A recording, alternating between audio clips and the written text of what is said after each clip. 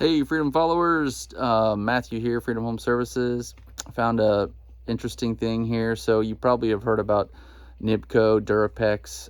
It's a PEX that's in this area, early 2000s, and has been known to fail, typically on the hot water side. I found one today that's actually a perfect representation. Unfortunately, it will develop pinhole leaks, and I'm going to see if I can show you here kind of what I'm looking at.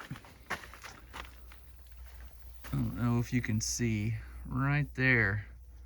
Almost looks like a spider web, but that is a pinhole leak. So you can see water coming off my finger.